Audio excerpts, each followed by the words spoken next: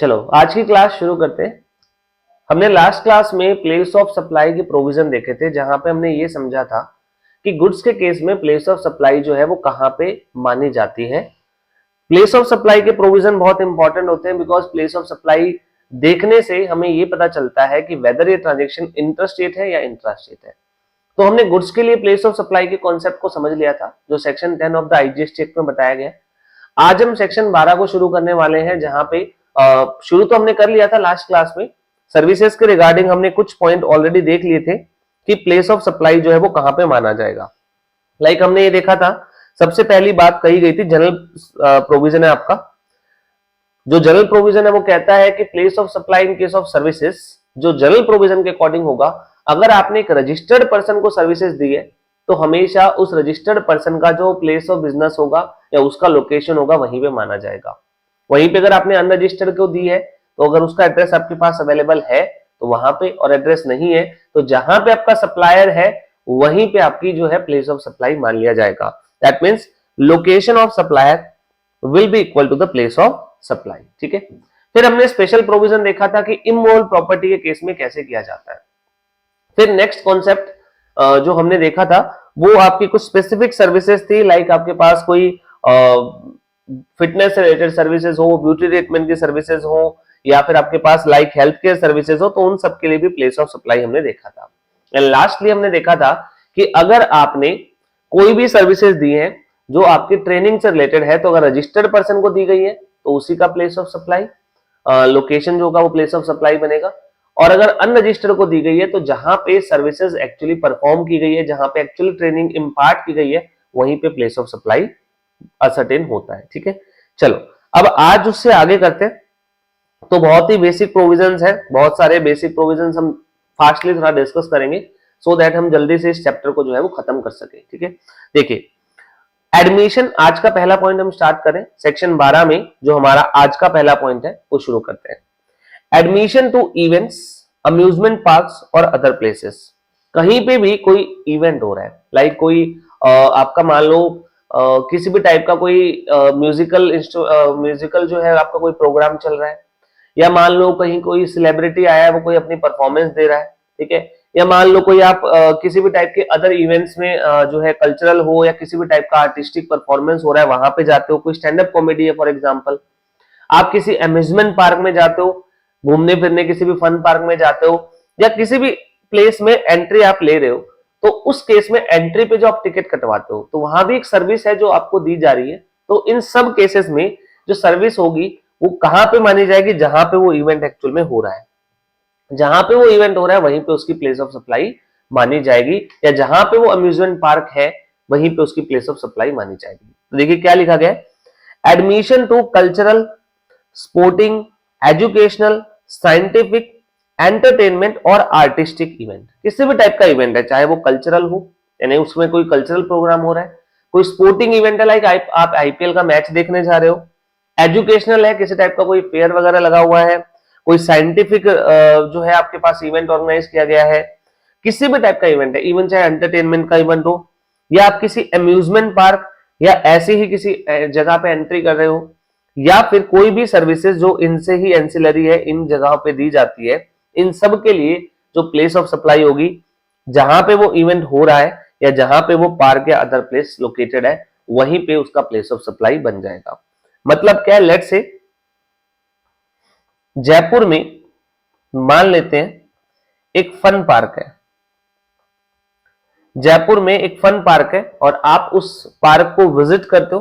तो इस केस में आपने फन पार्क विजिट किया जयपुर में और वो जयपुर में सिचुएटेड है, तो प्लेस ऑफ सप्लाई यहां पे आपकी जो है वो राजस्थान आएगी, बिकॉज ये आपका जो फन पार्क है वो वहीं पे सिचुएटेड है। आप कोई आईपीएल का मैच देखने गए मुंबई, तो ये इवेंट मुंबई में ऑर्गेनाइज हो रहा है, तो मुंबई मैच देखने गए हो तो मुंबई में ही इसका प्लेस ऑफ सप्लाई होगा, यानी कि महाराष्ट्र में।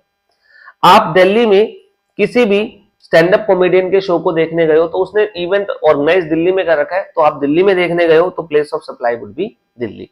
जहां भी वो इवेंट ऑर्गेनाइज हो रहा है, जहां भी वो इवेंट हो रहा है, जहां पे भी वो पार्क है, वहीं पे प्लेस ऑफ सप्लाई मानी जाएगी। ये बहुत ही सिंपल सा प्रोविजन है, इसमें रजिस्टर्ड अनरजिस्टर्ड को जो है बाइफरकेट नहीं किया गया। नेक्स्ट, ये जो इवेंट अभी हमने देखा, नेक्स्ट सर्विस इससे रिलेटेड है इवेंट ऑर्गेनाइजेशन की या स्पॉन्सरशिप सर्विस। सिंपल वे में देखते हैं कि लेट्स से रिलायंस है। अगर रिलायंस जो है एक रजिस्टर्ड कंपनी है, रिलायंस जो है वो जीएसटी में रजिस्टर्ड है। अब रिलायंस को जो है एक इवेंट ऑर्गेनाइज करवाना था। लेट्स से रिलायंस की एजीएम होनी थी, अब रिलायंस ने डिसाइड किया कि दिल्ली के एक बहुत बड़े होटल में या दिल्ली में एक बहुत बड़ा प्लेग्राउंड है, एक बहुत बड़ा ग्राउंड है, वहां पे हम जो एक फुल फ्लेज इवेंट ऑर्गेनाइज करते हैं।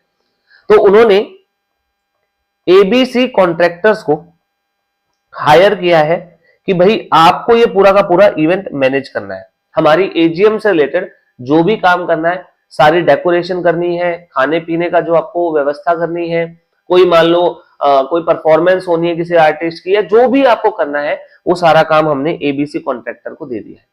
यहां पे इवेंट एक होना है, उस इवेंट को मैनेज करने की सर्विस जो है वहां पे जो है रिलायंस ले रहा है। तो यहां पे जो एबीसी कॉन्ट्रैक्टर है ये इवेंट मैनेजर है। ये क्या है? इवेंट मैनेजर, बिकॉज ये इवेंट मैनेजमेंट की सर्विस देगा रिलायंस को, यानी कि रिलायंस के बिहाफ पे सारे के सारे उस प्रोग्राम को मैनेज करेगा। तो ऐसे केसेस में जो प्लेस ऑफ सप्लाई होगा वो कैसे डिटरमाइन होगा, अब ये प्रोविजन में बताया गया है। देखिए क्या लिखा गया है, अगर रेसिपिएंट है वो रजिस्टर्ड है, लाइक मेरे एग्जांपल में मैंने कहा कि रिलायंस जीएसटी में रजिस्टर्ड है, तो place of supply should be the location of such person.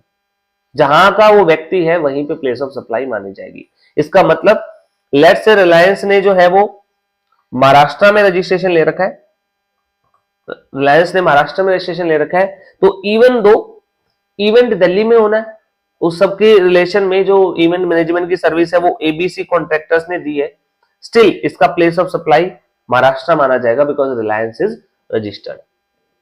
लेकिन अगर रिलायंस अनरजिस्टर्ड होता तो जहां इवेंट एक्चुअल में हुआ है, यानी कि इस केस में हमारा आंसर होता कि place of supply would B Delhi. हालांकि पहले केस में सिंस वो रजिस्टर्ड है तो place of supply would B Maharashtra. I hope ये क्लियर हो गया है। इवेंट ऑर्गेनाइजेशन की जो सर्विस है, यानी कि किसी भी व्यक्ति ने आपको इवेंट ऑर्गेनाइज करवाने की सर्विस दी है, मतलब वो आपके बिहाफ पर वो सारा इवेंट मैनेज करेगा, सब कुछ जो अरेंजमेंट करनी है इवेंट की वही करेगा। तो ऐसे केसेस में अगर ये सर्विस एक रजिस्टर्ड पर्सन को दी गई है तो place of supply would be the place जहां पे वो व्यक्ति रजिस्टर्ड है। और इन केस अगर अनरजिस्टर्ड को दी गई है तो आपको देखना है कि इवेंट कहां पे हो रहा है। मेरे एग्जांपल में वो दिल्ली में हो रहा है तो place of supply would B Delhi. And same case will be go therefore sponsorship service. Sponsorship service में भी सेम ट्रीटमेंट किया जाएगा। लेट्स से ये जो इवेंट होना है, इस इवेंट में हमारे पास एक कंपनी है, लेट्स से टाटा। टाटा जो है इस इवेंट के रिलेशन में जो है वो स्पॉन्सरशिप सर्विस जो है वो यहां पे टाटा जो है इस इवेंट के रिलेशन में स्पॉन्सरशिप सर्विस रिसीव कर रही है। ठीक है, तो ऐसे केसेस में लेट्स से टाटा ने जो है यहाँ पे स्पॉन्सरशिप सर्विस रिसीव की है। इस प्रोग्राम के रिलेशन में टाटा ने जो है अपना पैसा दिया है और उन्होंने कहा है कि प्लीज आप हमारा जो है नाम यहाँ पे लगा दीजिए ताकि हम भी थोड़े से फेमस हो जाए, हमारा भी नाम बन जाए। तो ऐसे केसेस में टाटा ने स्पॉन्सरशिप सर्विस रिसीव की है। अगेन वही किया जाएगा, अगर टाटा एक रजिस्टर्ड है, टाटा एक रजिस्टर्ड पर्सन है, तो उस केस में place of supply would be the place जहां पर टाटा रजिस्टर्ड है। और अगर मान लेते हैं टाटा अनरजिस्टर्ड है तो प्लेस ऑफ सप्लाई होगा जहां पे वो इवेंट हो रहा है। ठीक है, जहां पे भी वो इवेंट हो रहा है वहां पे ही आपका प्लेस ऑफ सप्लाई माना जाएगा। लाइक अगर मान लेते हैं किसी भी इवेंट में टाटा स्पॉन्सरशिप सर्विस जो है वो रिसीव कर रहा है, तो अगर मान लेते हैं टाटा गुजरात में रजिस्टर्ड है, टाटा गुजरात में रजिस्टर्ड है, जबकि इवेंट जो हो रहा है आपका वो इवेंट दिल्ली में हो रहा है, तो अगर टाटा ने स्पॉन्सरशिप सर्विस रिसीव की है in relation to an event जो दिल्ली में ऑर्गेनाइज्ड है, तो ऐसे केसेस में अगर टाटा गुजरात में रजिस्टर्ड है तो place of supply would B Gujarat. लेकिन अगर मैं कहूं कि टाटा अनरजिस्टर्ड है तो place of supply would B Delhi, जहां पे वो इवेंट एक्चुअल में हो रहा है। तो इवेंट ऑर्गेनाइजेशन से रिलेटेड हो चाहे स्पॉन्सरशिप की सर्विस हो, दोनों केस में आपका ये प्रोविजन सेम रहता है। ठीक है, चलिए अगर इवेंट इंडिया के बाहर होना है तो ये ध्यान रखना, अगर इवेंट इंडिया के बाहर होना है लेट्स सी, रिलायंस वाला केस ले लेते हैं। अगर रिलायंस वाले केस में Reliance is unregistered, Reliance is unregistered, मान लेते हैं रिलायंस अनरजिस्टर्ड है और इन्होंने बोला कि हमारी एजीएम जो है हम यूएसए में करेंगे, इंडिया में नहीं करना चाहते, हम तो यूएसए में करेंगे, ठीक है। या कोई भी मान लो किसी भी टाइप की मीटिंग करनी है इन्हें, कोई भी मीटिंग करनी है, कोई भी प्रोग्राम रखना है इन्हें जहां पे अपने शेयर होल्डर्स को इन्वाइट करना चाहते हैं, लेट्स से ये कह रहे हैं कि ये प्रोग्राम हम यूएसए में जो है वो करना चाहते हैं। अब ऐसे केसेस में रिलायंस एक अनरजिस्टर्ड पर्सन है और इवेंट यूएसए में होगा। जब व्यक्ति अनरजिस्टर्ड होता है और उसे सर्विस रिसीव होती है तो प्लेस ऑफ सप्लाई होती है जहां पे इवेंट होना हो। अब इवेंट तो यूएसए में होना है तो क्या प्लेस ऑफ सप्लाई यूएसए में बन जाएगी? The answer is no. अगर इवेंट इंडिया के बाहर होना है तो प्लेस ऑफ सप्लाई वहां पे होगी जहां पे रेसिपिएंट है, यानी कि लोकेशन ऑफ रेसिपिएंट। अब लोकेशन जो है रेसिपिएंट की वो तो इंडिया में है। लेट्स से रिलायंस जो है वो वैसे गुजरात में एक बिजनेस करते हैं, ऑल्दो अनरजिस्टर्ड है बट गुजरात में जो है बिजनेस करते हैं, तो फिर वहां पे जो आपके पास लोकेशन ऑफ रेसिपिएंट है वो गुजरात की होगी और प्लेस ऑफ सप्लाई भी उसी को मान लिया जाएगा, ठीक है। तो अगर इवेंट इंडिया के बाहर ऑर्गेनाइज होना है तो प्लेस ऑफ सप्लाई जो है वहां पे मानी जाएगी जहां पे आपका रेसिपिएंट है, location of recipient. In case अगर आपके पास इवेंट मल्टीपल स्टेट्स में होना है, अगर इवेंट मल्टीपल स्टेट में होना है, लाइक एग्जांपल के तौर पे देखते हैं, सबसे बड़ा एग्जांपल हमारे पास इस चीज का आईपीएल। अब आईपीएल के रिलेशन में स्पॉन्सरशिप सर्विस रिसीव हुई है, लाइक टाटा को, आपने सुना भी होगा टाटा आईपीएल, तो टाटा को स्पॉन्सरशिप सर्विस रिसीव हो रही है आईपीएल के रिलेशन में। अब आईपीएल के जो इवेंट है, इसके जो मैचेस होते हैं ना वो ऑल ओवर इंडिया होते हैं। कुछ मैच मान लीजिए उसके दिल्ली में हो रहे हैं, कुछ पंजाब में हो रहे हैं, कुछ असम में हो रहे हैं, कुछ महाराष्ट्र में हो रहे हैं, कुछ चेन्नई में हो रहे हैं, तो ऑल ओवर इंडिया आपके जो है मैचेस आईपीएल के चलते हैं। तो ऐसे केसेस में जो स्पॉन्सरशिप सर्विस मिली है यहां पे आपके पास पूरे इंडिया में मिली है आपको, तो ऑल ओवर इंडिया अगर आपको सर्विसेज मिलती है तो उस केस में क्या किया जाएगा? ऐसे केसेस में आपको जो वैल्यू होती है उसे बाइफरकेट करना होता है बिटवीन वेरियस स्टेट्स, अलग अलग राज्यों में बाइफरकेट करना है। और वो बाइफरकेट कैसे करना है? तो हमारा लॉ कहता है जो जनरली एक्सेप्टेड अकाउंटिंग प्रिंसिपल के हिसाब से जो आप अकाउंटिंग पर्पस से बांटते हो सेम वैसे ही यहाँ पे भी बंटवारा हो जाएगा, ठीक है। तो जो आपकी अकाउंटिंग के हिसाब से आप वैल्यू अलग अलग लिखोगे सेम वैसे ही आप यहाँ पे भी जो है उसको अलग अलग असरटेन कर सकते हो, यानी जैसे भी आपकी जो वैल्यूएशन का तरीका रहेगा अकाउंटिंग पर्पसेस से वही हम जीएसटी में भी एक्सेप्ट कर लेंगे, ठीक है। चलिए, तो ये लिखा गया है हमारी 5वीं सर्विसेज के लिए event organisation and sponsorship service. इसके बाद नेक्स्ट है ट्रांसपोर्टेशन ऑफ गुड्स। अगर कोई गुड्स ट्रांसपोर्टेशन की सर्विस देता है, मतलब मान लीजिए मेरा सामान दिल्ली में, वो कहता है कि ठीक है मैं आपका सामान बाय ट्रक और बाय कुरियर किसी भी तरीके से दिल्ली से मुंबई माल पहुंचा दूंगा, तो ऐसे केसेस में सामने वाला मुझसे फ्रेट चार्ज करेगा और मेरे गुड्स को एक जगह से दूसरी जगह ट्रांसपोर्ट कर रहा है, तो वो मुझे गुड्स ट्रांसपोर्टेशन की सर्विसेज प्रोवाइड कर रहा है। अब गुड्स ट्रांसपोर्टेशन के केस में अगेन आपका रजिस्टर्ड और अनरजिस्टर्ड के लिए सेपरेट प्रोविजन है। क्या बनाया गया? अगर आपने सर्विस एक रजिस्टर्ड पर्सन को दी है तो जो उसकी लोकेशन है, यानी कि मान लीजिए आपका जो रजिस्टर्ड पर्सन है वो मुंबई में रजिस्टर्ड है, उसका माल आया था कहीं से दिल्ली पड़ा है, तो दिल्ली से आपको मुंबई पहुंचाना है, तो आपका प्लेस ऑफ सप्लाई मुंबई होगा बिकॉज मुंबई में वो व्यक्ति रजिस्टर्ड है, ठीक है। लेट्स से एक व्यक्ति है मुंबई में रजिस्टर्ड है, महाराष्ट्र में रजिस्टर्ड है मतलब वो, और उसका माल आपको जो है वो दिल्ली पहुंचाना है, तो आप मुंबई से गुड्स को पिक करोगे और दिल्ली ड्रॉप करोगे, ये आपका काम है। अब ये जो व्यक्ति है ये मुंबई में रजिस्टर्ड है, महाराष्ट्र में रजिस्टर्ड है, जिस व्यक्ति का आप माल लेके जा रहे हो वो महाराष्ट्र में रजिस्टर्ड है, तो प्लेस ऑफ सप्लाई वुड भी महाराष्ट्र। ऐसे केसेस में प्लेस ऑफ सप्लाई कहां पे मानी जाएगी? महाराष्ट्र में, जहां पे वो सर्विस रेसिपिएंट रजिस्टर्ड है। अगर मैं कहूं कि वो व्यक्ति रजिस्टर्ड नहीं है, अगर मैं आपसे कहूं कि जो व्यक्ति रिसीवर ऑफ सर्विस है वो रजिस्टर्ड नहीं है, तो फिर प्लेस ऑफ सप्लाई क्या होगी? प्लेस ऑफ सप्लाई वो होगी जहां पे आपने गुड्स हैंड ओवर किए हैं, हैंड ओवर ऑफ गुड्स हुआ है जहां पे फॉर ट्रांसपोर्टेशन। कि लेट्स से अगर दिल्ली जो है वो आपके पास मिस्टर ए का माल पड़ा है, या मिस्टर ए का कोई माल है जो दिल्ली है, मिस्टर ए ने कोई रजिस्ट्रेशन नहीं ले रखा, बट मिस्टर ए की जो फैक्ट्री है, वो लेट्स से है एमपी में, तो आपको दिल्ली से माल उठाना है और मिस्टर ए की फैक्ट्री में, मिस्टर ए के पास एमपी में गुड्स डिलीवर करने हैं, ठीक है। तो ऐसे केसेस में आपको गुड्स मिले कहां पे है, कहां हैंडओवर किए गए हैं ट्रांसपोर्टेशन के लिए, वहीं पे प्लेस ऑफ सप्लाई माना जाएगा। इसका मतलब ट्रांसपोर्टर ने दिल्ली में गुड्स उठाए हैं ट्रांसपोर्टेशन के लिए, तो place of supply would B Delhi. Place of supply कहां पे माना जाएगा, दिल्ली में, बिकॉज यहीं पे आपको गुड्स हैंडओवर किए गए हैं ट्रांसपोर्टेशन के लिए। अगर ये व्यक्ति रजिस्टर्ड होता तो प्लेस ऑफ सप्लाई होता एमपी, क्योंकि अगर वो एमपी में रजिस्टर्ड है तो प्लेस ऑफ सप्लाई एमपी बन जाता है, जहां पे आपका रेसिपिएंट है वहीं पे प्लेस ऑफ सप्लाई बन जाता है। लेकिन अगर आपका रेसिपिएंट अनरजिस्टर्ड है तो प्लेस ऑफ सप्लाई वो जगह होगी जहां पे आपके गुड्स हैंडओवर किए गए हैं। तो if the recipient is unregistered person, then the place of supply is the place where goods are handed for transportation. अगर ट्रांसपोर्टेशन के लिए हैंडओवर किए गए हैं, वहीं पे उसका जो है वो प्लेस ऑफ सप्लाई माना जाएगा। तब इसमें एक चीज याद रखना, if goods are transported outside India, अगर गुड्स इंडिया के बाहर भेजे गए हैं, then the place of supply is equal to destination of such goods. यहाँ पे जहां गुड्स जा रहे हैं वहीं पे उसकी प्लेस ऑफ सप्लाई मान लिया जाएगा, that is outside India. Simply कहूं तो ये एक एक्सपोर्ट का केस बन जाता है कि अगर आप गुड्स इंडिया से इंडिया के बाहर लेके जाते हो तो ऐसे केसेस में सर्विसेज के लिए place of supply outside India बनती है, एक इंटरस्टेट सप्लाई बनेगी हमेशा, और ये आपके पास एक्सपोर्ट के तौर पर भी क्वालिफाई हो सकती है, प्रोवाइडेड आप बाकी कंडीशंस पूरी कर देते हो, ठीक है। चलो, तो मैं यहां पे आपको बता रहा था कि गुड्स ट्रांसपोर्टेशन के केस में, गुड्स ट्रांसपोर्टेशन के केस में कैसे जो है वो आपके पास प्लेस ऑफ सप्लाई डिटरमाइन होती है।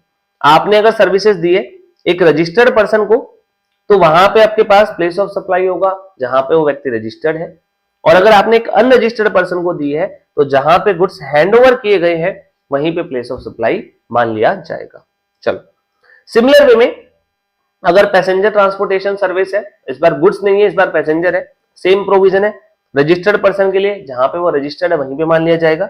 और अगर आपने सर्विस अनरजिस्टर्ड पर्सन को दी है, अब यहां पे ध्यान रखना क्या कहा गया है, वो प्लेस जहां पे वो पैसेंजर एम्बार्क करता है फॉर अ कंटिन्यूअस जर्नी, जिस पॉइंट पे वो आपके व्हीकल में, आपके कन्वेयंस में, आपके जो भी वेसल है उसमें एम्बार्क करता है जर्नी के लिए, वहीं पे प्लेस ऑफ सप्लाई माना जाएगा।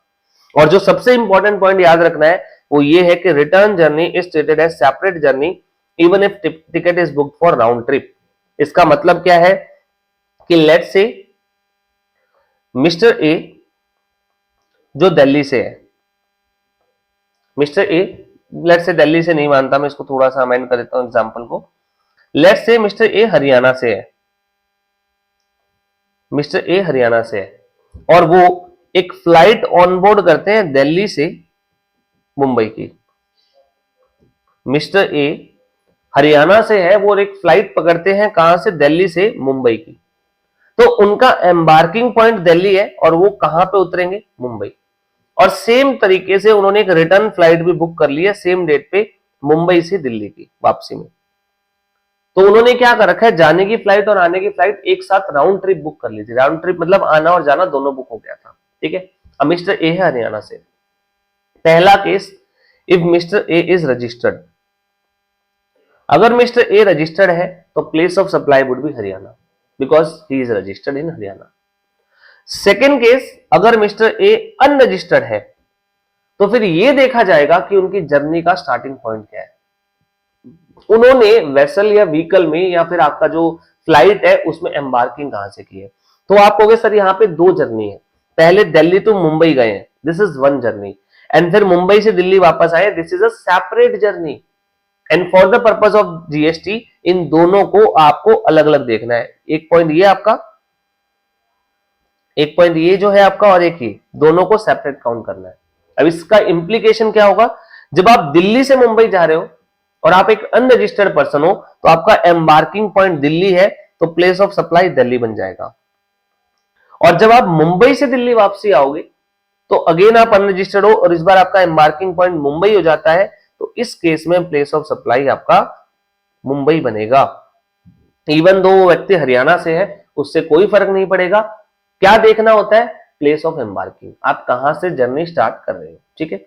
चलो, तो ये आपके पास बताया गया पैसेंजर ट्रांसपोर्टेशन सर्विस में। अब आपको याद क्या रखना है, कई बार हमारे पास बनता है या मैं कहूंगा राइट ऑफ पैसेज मिल जाता है, जहां पे आप प्री डिफाइंड पैसा देके पास बनवा सकते हो।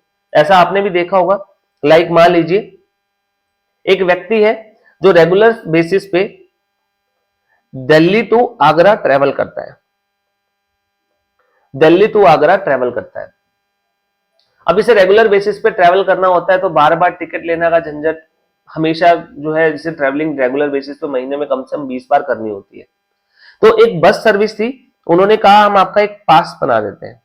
पास बनाने का मतलब है कि आपको एक बार पूरे महीने के एक फिक्स अमाउंट पे करना है और उसके बाद हम आपको एक कार्ड दे देंगे जिसके बेसिस पे आप पूरे महीने यहाँ पे ट्रेवलिंग कर सकते हो। अगेन उसके बाद आपको टिकट कटवाने की जरूरत नहीं पड़ेगी between this route Delhi to Agra.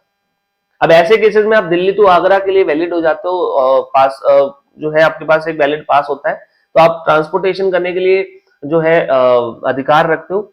Even आप चाहो तो किसी इंटरमीडिएट स्टेशन पे भी उतर सकते हो।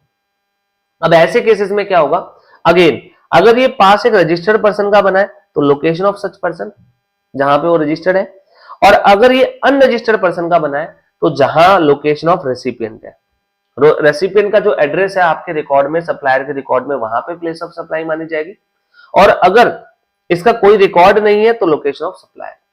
लाइक अगर मान लीजिए इस केस में जहां पे पासेज जो बनाया गया है, मान लेते हैं कि जो व्यक्ति है मिस्टर ए वो हरियाणा से है अगेन, तो ऐसे केसेस में दिल्ली टू आगरा जाने का आपको एक अधिकार मिला है, ठीक है। बट आप अनरजिस्टर्ड हो और आप हरियाणा से हो, और ये एड्रेस जो आपका हरियाणा का है वो आपके इस बस सर्विस वाले के पास या बस वालों के पास था, आपके सप्लायर के पास था, तो ऐसे केसेस में प्लेस ऑफ सप्लाई हरियाणा होगी। लेकिन अगर आपको सर ये एड्रेस नहीं है हमारे बस सर्विस वालों के पास, तो बस सर्विस या बस वाले जो है वो कहां पे रजिस्टर्ड है या वो कहां पे है आपका सप्लायर। लेट्स से हमारा सप्लायर दिल्ली का है, तो फिर उस केस में place of supply would be location of supplier that is Delhi. अगर ऑन बोर्ड उनके पास जो है आपके पास आपका रिकॉर्ड या आपका एड्रेस अवेलेबल नहीं है रेसिपिएंट का, तो फिर जो लोकेशन ऑफ सप्लायर है उसी को प्लेस ऑफ सप्लाई जो है वो मान लिया जाएगा, ठीक है। चलिए उसके बाद next point, service on board a vessel, aircraft, train या मोटर व्हीकल। अगर आपको किसी भी टाइप की सर्विस दी जा रही है ऑन अ वेसल, यानी कि किसी भी शिप या किसी भी जहाज पे, किसी एयरक्राफ्ट पे, किसी ट्रेन में या किसी भी मोटर व्हीकल के ऑन बोर्ड। ऑन बोर्ड मतलब कि चलते गाड़ी में, चलते बस में, चलते वेसल में, चलते एयरक्राफ्ट में अगर आपको सर्विसेज दी जा रही है तो उसके लिए प्लेस ऑफ सप्लाई क्या होगा।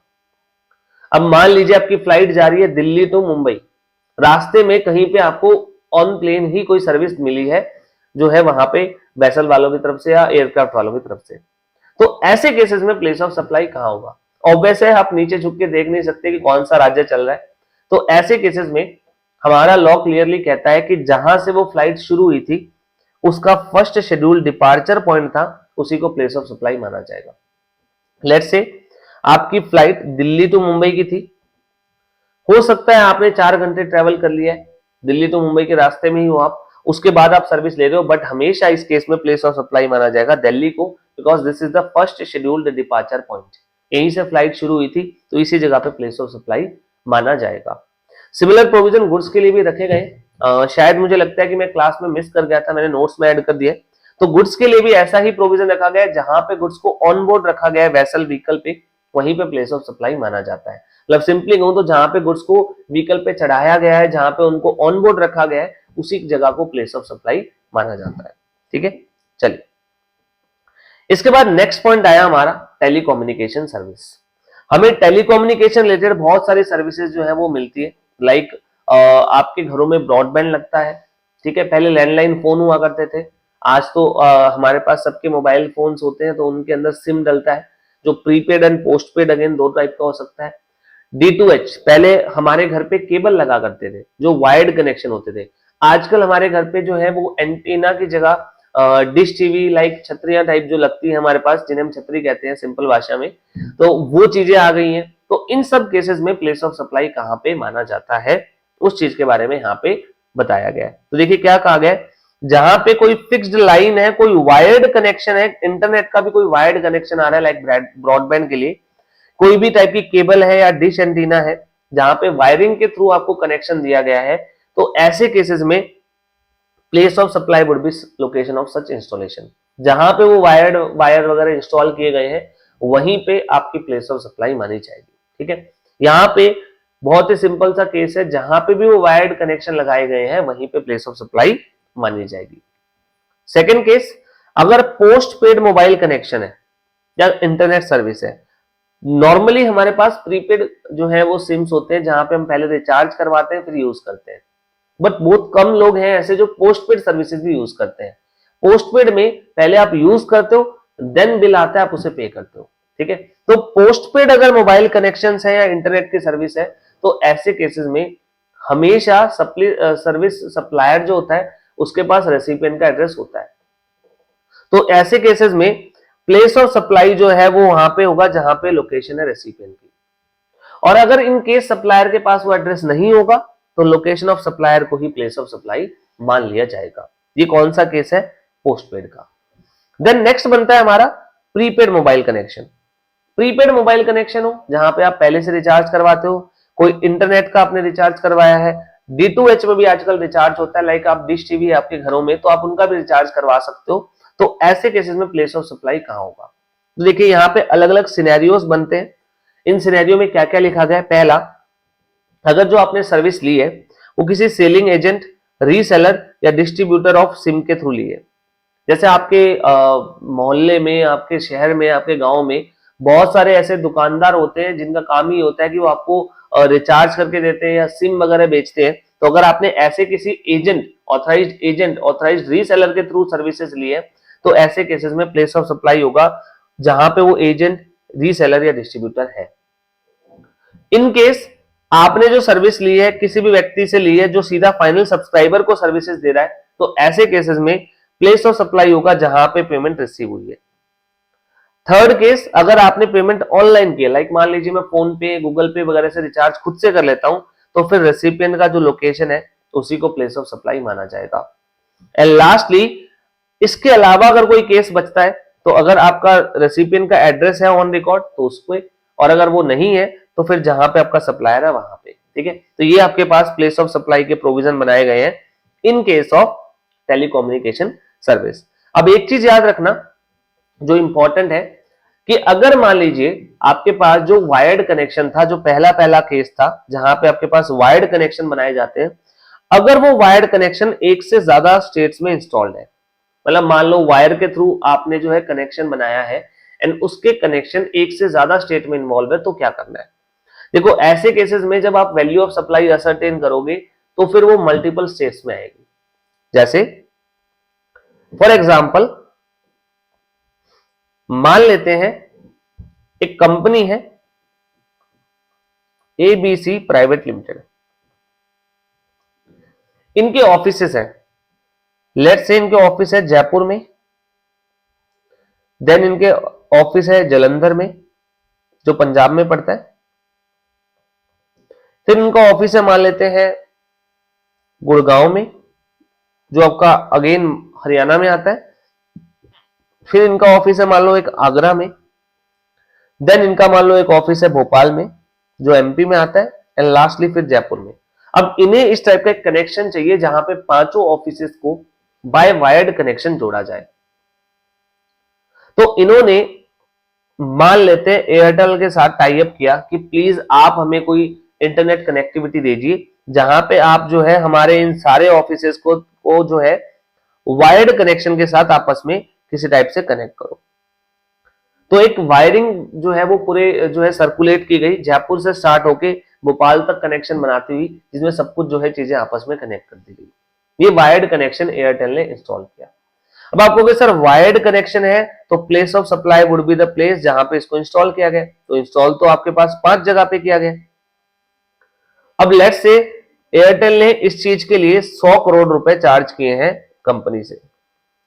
अभी 100 करोड़ रुपए जो चार्ज किए गए हैं ABC प्राइवेट लिमिटेड से, तो इसके बदले में जो आपको सर्विसेज दी गई है वो 5 राज्यों में दी गई है। तो प्लेस ऑफ सप्लाई इन 5 राज्यों में माना जाएगा बिकॉज एक्चुअल में कनेक्शन इन 5 राज्यों में आपने स्टैब्लिश करके दिए। अब मुद्दा आया 5 राज्यों में कितना कितना इसे बांटा जाए।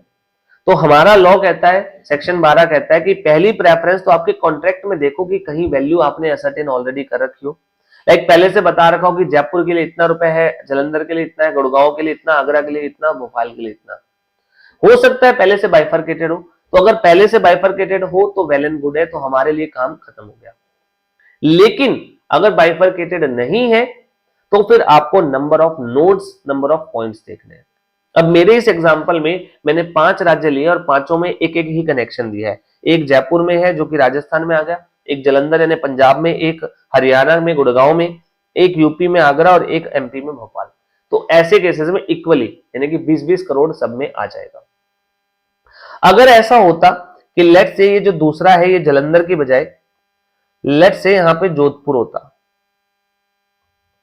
यहां पे अगर जोधपुर होता, अब क्या हो जाता, अब जयपुर और जोधपुर राजस्थान में, तो राजस्थान में 2 नोड हो गए, गुड़गांव में 1 नोड हो गया यानी हरियाणा में, एक एमपी में और एक यूपी में। तो फिर उस केस में 2-1-1-1 के रेशो में बढ़ जाता है, यानी राजस्थान में 40 लाख की प्लेस ऑफ सप्लाई, 20 लाख की गुड़गांव यानी कि हरियाणा, 20 लाख की यूपी और 20 लाख की एमपी। ठीक है, तो नंबर ऑफ नोड्स काउंट करने पड़ेंगे इन केस अगर आपका कॉन्ट्रैक्ट नहीं बताता है कि प्लेस ऑफ सप्लाई कहां पे है। अब एक चीज याद रखना कि अगर मान लो आपने एक कनेक्शन बनाया है जिसमें मान लो आपने गुड़गांव से लेके दिल्ली में आपने कनेक्शन एस्टेब्लिश किया, तो ऐसे केसेस में हमेशा 2 नोड्स होंगे, यानी कि एक सिंगल कनेक्शन में हमेशा 2 नोड्स जरूर होंगे, एक ए एक बी, जहां से स्टार्ट हुआ जहां पे खत्म हुआ, ये 2 नोड्स होंगे, तो 2 सेपरेट पॉइंट के तौर पर काउंट किए जाएंगे। ठीक है, ये लॉ ने क्लियर कर दिया गया। तो इस टाइप से आपको जो है वो वैल्यू बाइफरकेट करनी होती है अगर place of supply more than 1 state में फॉल कर रहा हूं। ठीक है, चलिए मैं थोड़ा से फास्टली डिस्कस कर रहा हूं बिकॉज एग्जाम में कहीं ना कहीं ऐसे इनकी वेटेज थोड़ी कम रखता है, तो इसलिए मैं बहुत ज्यादा टाइम इन पे नहीं लगा रहा हूं, और वैसे भी बहुत सिंपल पॉइंट है जिनको आप इजीली देख सकते हो और समझ सकते हो कि कहां पे इनका प्लेस ऑफ सप्लाई फॉल कर रहा है। ठीक है, तो मैं इसलिए जल्दी से सारे गो थ्रू कर रहा हूं ताकि आपका कुछ भी रहे ना। अगला हमारा टॉपिक है फाइनेंशियल एंड ब्रोकिंग सर्विस। आपने किसी भी टाइप की फाइनेंशियल सर्विस ली है या किसी स्टॉक ब्रोकर की सर्विस ली है तो फिर प्लेस ऑफ सप्लाई कहां होगा। यहां पे क्या कहा गया है सीधा सीधा कि location of recipient where on record it exist. अगर आपके पास जो सप्लायर है उसके पास रेसिपिएंट की लोकेशन, उसका एड्रेस अवेलेबल है, तो फिर उस केस में place of supply would be location of recipient. लेकिन अगर वो एड्रेस एग्जिस्ट ना करता हो तो place of supply would be location of supplier, उसी के जो है प्लेस ऑफ सप्लाई मान लिया जाएगा। ये देखिए ये वाला रूल आपने कई बार देख लिया होगा, ये जनरल रूल है, तो ये आपको ध्यान रखना है कि जहां पे कोई स्पेसिफिक पॉइंट नहीं डाला गया तो यही डाला गया है कि आपका प्राइमरी जो फोकस है वो रेसिपिएंट की लोकेशन पे है, और अगर वो नहीं अवेलेबल हो तो फिर आप लोकेशन ऑफ सप्लायर को ही प्लेस ऑफ सप्लाई मान लेते हो। ठीक है, चलो नेक्स्ट पॉइंट आया हमारे पास इंश्योरेंस सर्विस का। इंश्योरेंस में अगेन रजिस्टर्ड के केस में वहां पे ही जहां पे वो व्यक्ति रजिस्टर्ड है, और अनरजिस्टर्ड में अगर आपके पास एड्रेस एग्जिस्ट करता है तो रेसिपिएंट की प्लेस पे ही जो है वो प्लेस ऑफ सप्लाई माना जाएगा। ठीक है, तो ये आपका सेम प्रोविजन आ गया। अब यहाँ पे हमारा लास्ट प्रोविजन आ गया, ये है एडवर्टीजमेंट का। ठीक है, अब इसे ध्यान से समझते हैं, ये थोड़ा सा बड़ा भी है और इंपॉर्टेंट भी है, तो इसे जो है कुछ टाइम लगा के समझते हैं क्या लिखा गया है। देखिए, एडवर्टीजमेंट सर्विसेज टू गवर्नमेंट, आपने क्या दिया है, एडवर्टीजमेंट सर्विस दी है, किसको दी है, गवर्नमेंट को। अब क्या बताया गया है, advertisement services to CG, SG, statutory body या लोकल अथॉरिटी। आपने एडवर्टीजमेंट सर्विस दी है किसी भी सेंट्रल गवर्नमेंट को, स्टेट गवर्नमेंट को, स्टैट्यूटरी बॉडी को या लोकल अथॉरिटी को।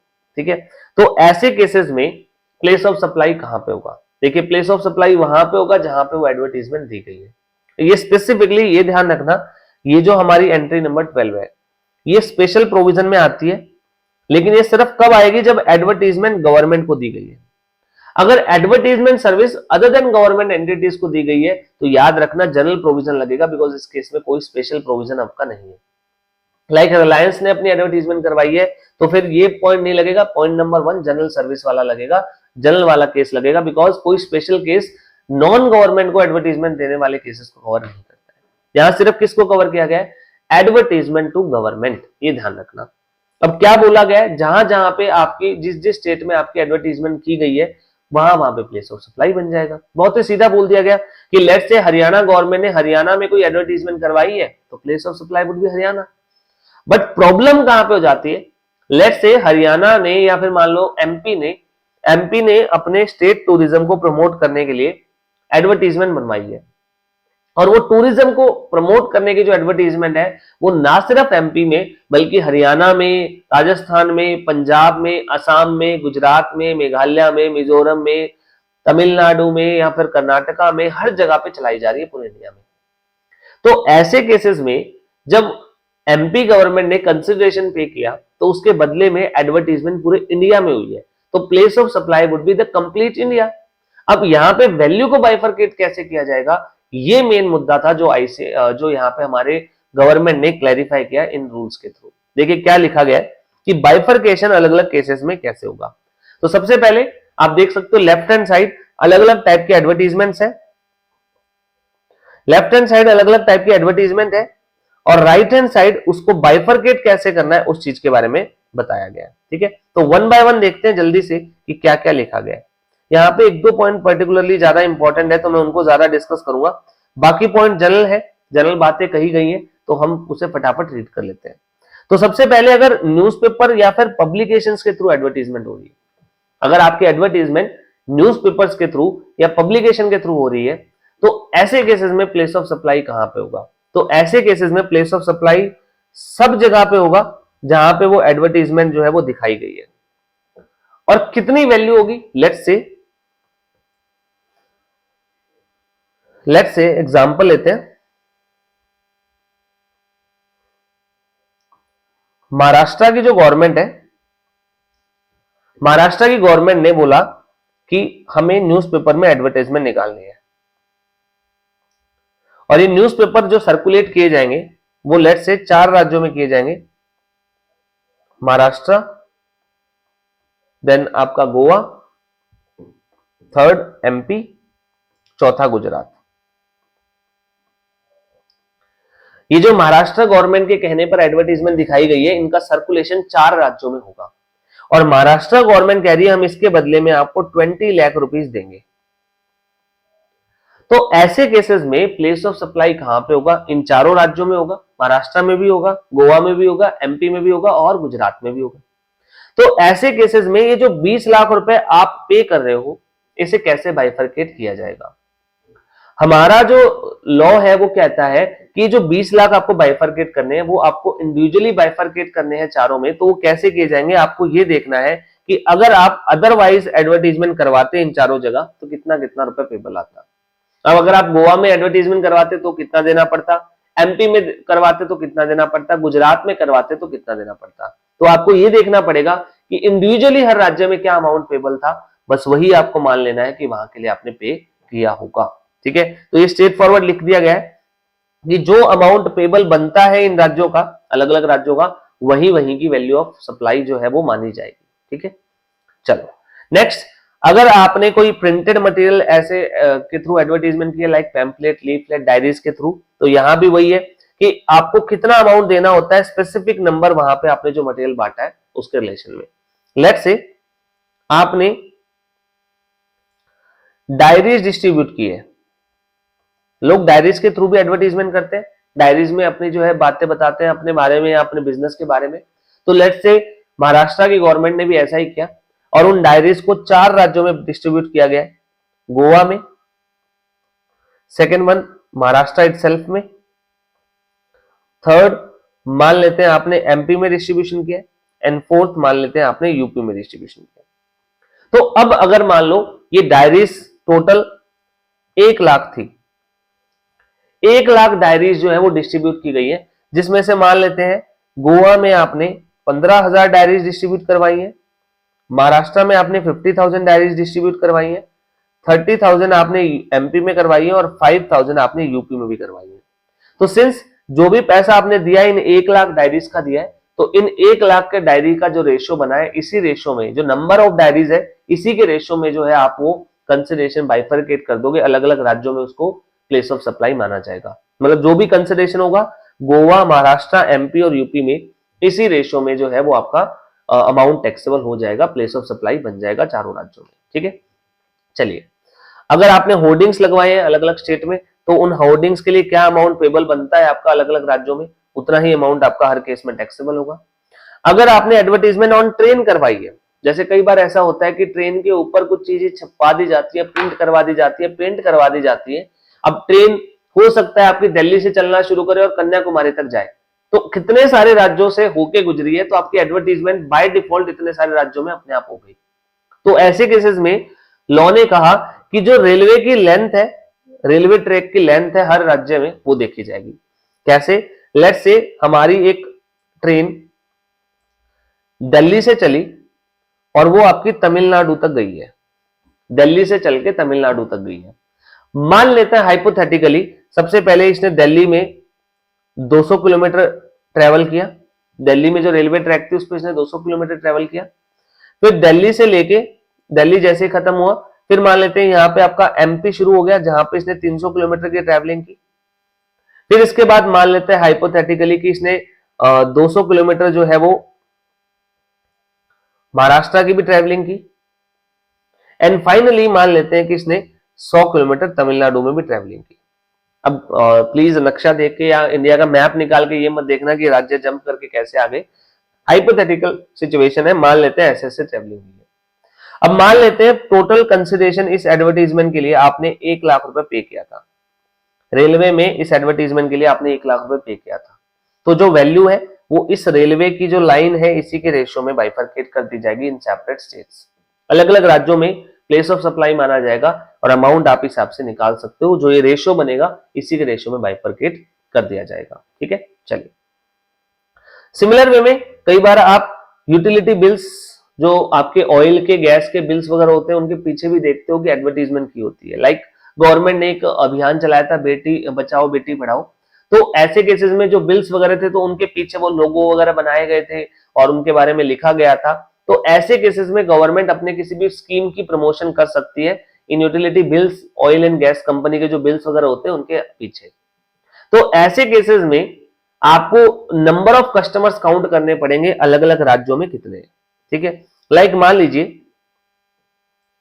गवर्नमेंट ने एचपी जो गैस वाले हैं, जो एचपी सिलेंडर्स जो है, एचपी कंपनी है हिंदुस्तान पेट्रोलियम, ये एलपीजी गैस सिलेंडर जो है वो आपके घरों में सप्लाई करते हैं।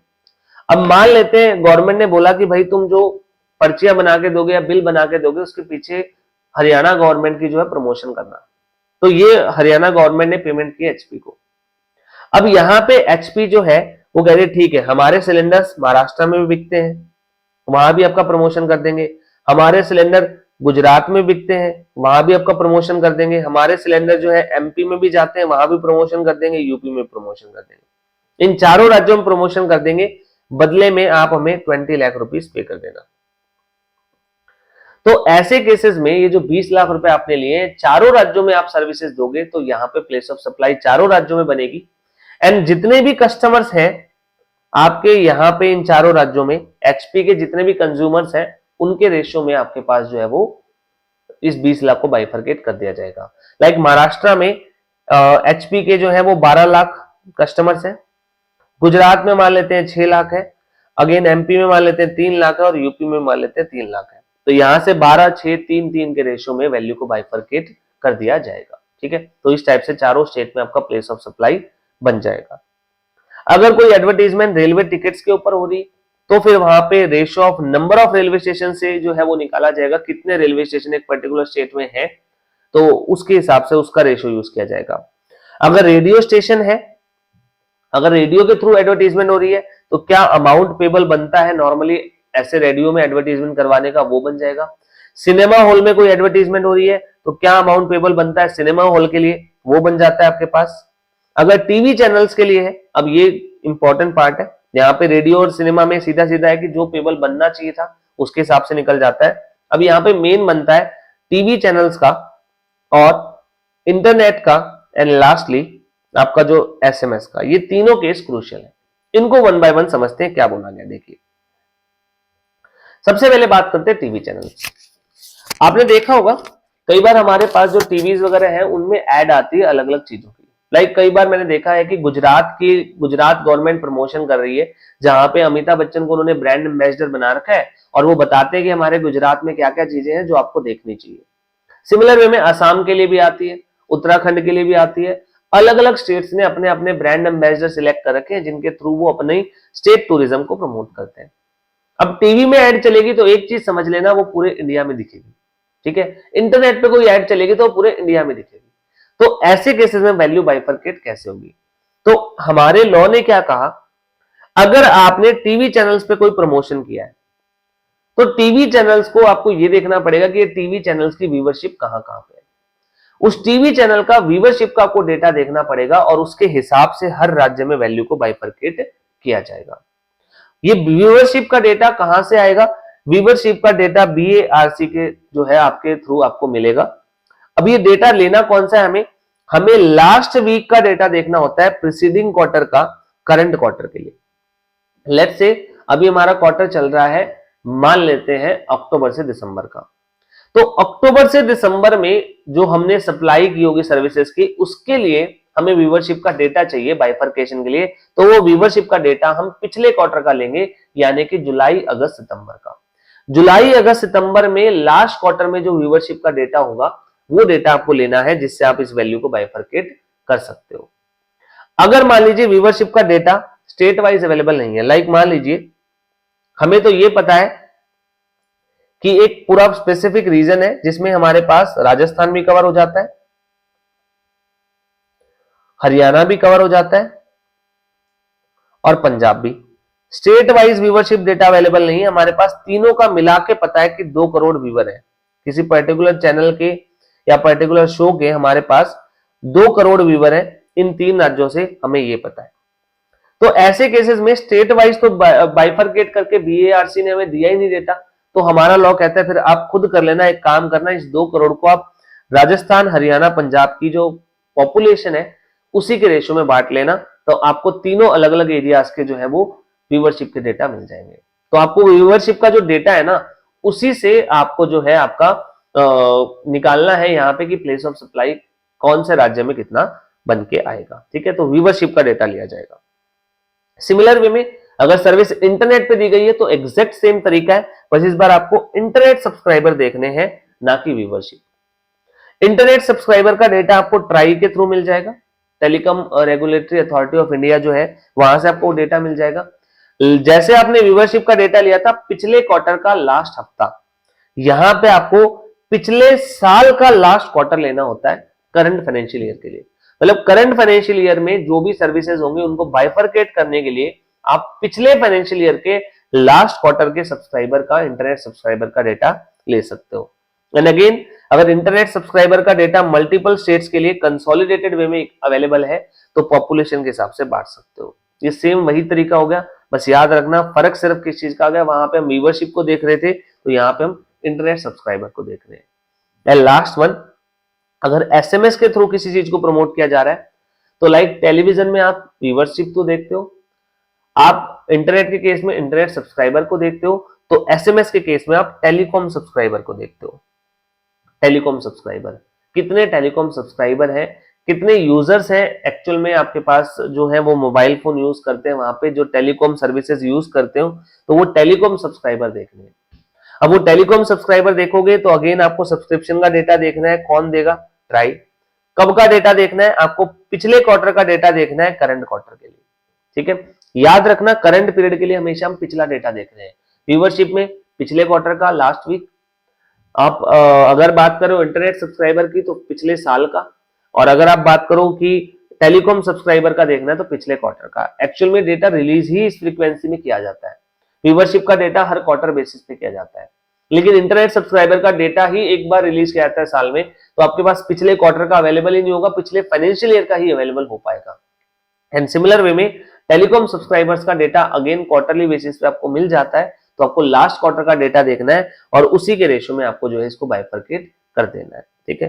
तो ये आपके पास एडवर्टाइजमेंट की सर्विस को बांटने के रूल थे कि अगर आपने गवर्नमेंट को सर्विस दी और वो मल्टीपल स्टेट में प्लेस ऑफ सप्लाई बन रहा है तो फिर कैसे वैल्यू को बाइफरकेट हम यहाँ पे कर सकते हैं, ठीक है।